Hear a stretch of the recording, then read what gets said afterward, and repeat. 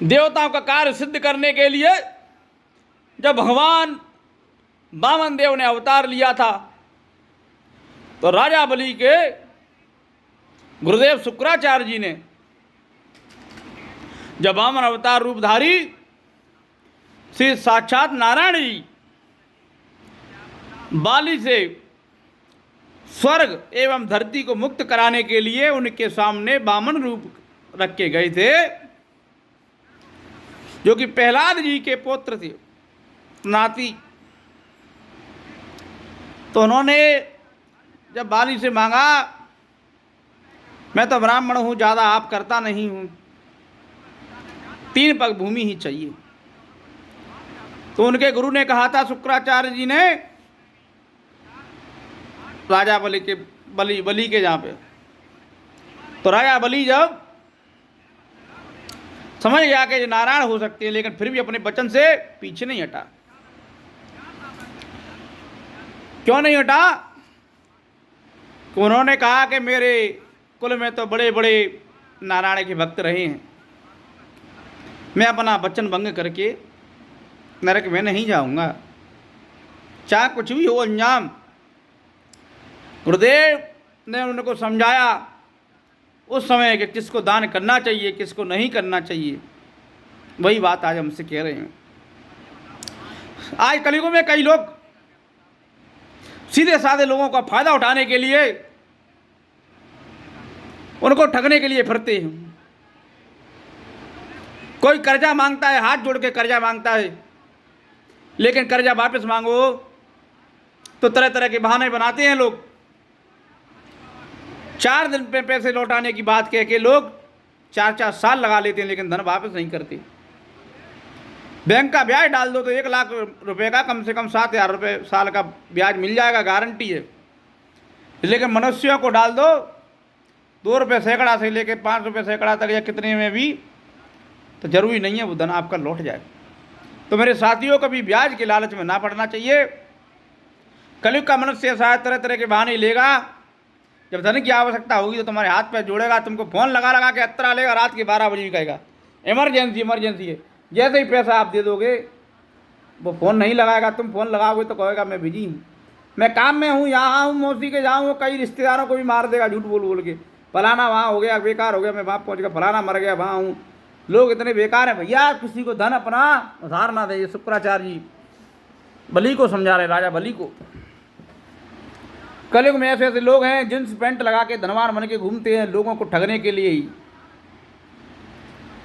जो सीधे साधे मनुष्य हैं, जो नमक रोटी खा खा के अपनी बहन बेटियों के शादी विवाह के लिए रुपए इकट्ठे करते हैं, उसके मन में, हृदय में, उनके में दया रहती है। तो कई लोग परेशानी का बहाना बना बना के आते हैं तो वो लोग धन दे देते हैं। लेकिन उस समय शुक्राचार्य जी कह रहे हैं कि धन की सुरक्षा के लिए झूठ बोलना पड़े तो झूठ बोल दो, क्योंकि आज का ज़माना ऐसा है, कलयुग में कलयुग धन पे ही है। और ब्याज का धन, यानी वहाँ पे कलयुग प्रवेश कर गया। चोरी का धन, ब्याज का पैसा यानी चोरी का पैसा है, यानी ब्याज तुम दोगे तो कलयुग के प्रभाव से वो आज ना कल तो तुमको दुख देगा, या तो ठगी का शिकार होगे, या सामने वाले के लालच मन में दे देगा, तो वो तुम्हें तुम टाइम पे धन लौटाएगा नहीं, और तुम्हें मानसिक टेंशन होगी, तुम रोटी पानी चैन से खा नहीं पाओगे, परेशान हो जाओगे। तो भैया कलयुग में बिल्कुल भी लालच में ना पड़े, क्योंकि ब्याज का पैसा तुम दे तो रहे हो, लेकिन लौटाएगा कि नहीं लौटाएगा जी सामने वाले की बुद्धि पर निर्भर है। और एक बात उन्होंने एक और बात समझाई है, किसी बहन बेटी की शादी हो रही है, तुम्हें पता है कि जब गुणी है तो उसकी तारीफ ना कर सको तो बुराई भी मत करो। हमको नहीं पता भाई, पता कि क्यों दूसरे की शादी तोड़वा रहे हो, किसी ना किसी के घर तो जाएंगे। तो बेटियों के विवाह में बुराई नहीं करना चाहिए। कई लोग आल पड़ोस में कर देते हैं, बहन बेटी बुरी है अच्छी है वो जाने, उसके घर के जाने, हम अपनी क्यों जवान सही हो गलत करें। भला किसी का करना सको तो बुरा किसी का क्या करना। अपने धन की रक्षा के लिए आप केवल अपने माता पिता भाइयों को धन दो, यही सोच के दो कि वो ना दें तो कोई दिक्कत नहीं है, वो हमारे घर के हैं, अपनी हैं। ये बार बार लोग फ़ायदा उठाते हैं, समय पर लौटाते नहीं हैं, और तुम्हारे जीवन भर की पूंजी को नरक में डुबा देती है। आज करोड़पति बनाने के बहाने कई जुआ सट्टे की दुकानें चल रही हैं, ऑनलाइन मोबाइल में घुस के चल रही हैं। कई लोग अपनी मेहनत और ईमानदारी से बना बचाया हुआ धन भी गवा बैठती है। तो लालच में ना पड़े, लालच ही सत्यानाश करा देता है।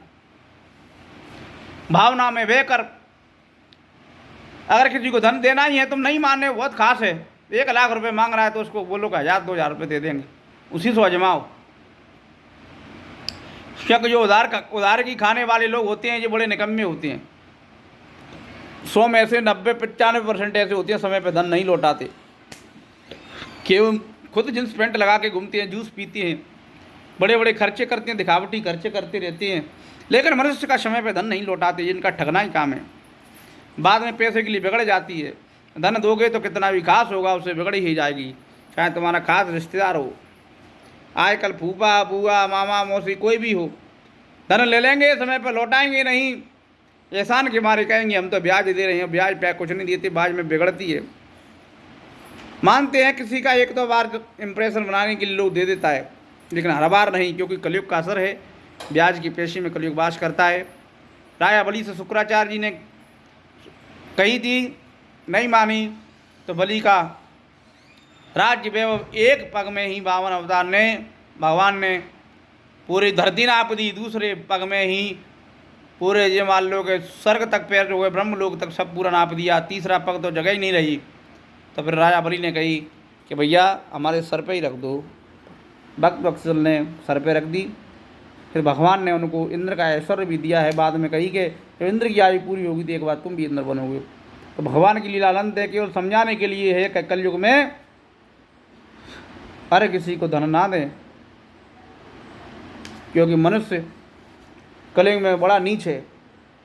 तुम किसी की सहायता कर रहे हो, वो जो भूल जाएगा, वो भूल जाएगा तुमने किसी की इमरजेंसी में धन दिया है, वो भूल जाएगा किसी की बीमारी में धन दिया है, भूल जाएगा तुमने शादी ब्याह में उसकी सहायता करी है, वो भूल जाएगा तुमने अटके में उसका काम चलाया है, वो भूल जाएगा तुमने उसको 10 जनों पे हाथ जोड़ने से बचाया है, वो भूल जाएगा तुमने उसको जगह जगह अपमानित होने से बचाया है। एक ही आदमी ने इतना कर्ज दे दिया, वो भूल जाएगा और आपके समय पर धन नहीं लौटाएगा तो आपको मानसिक कष्ट होगा।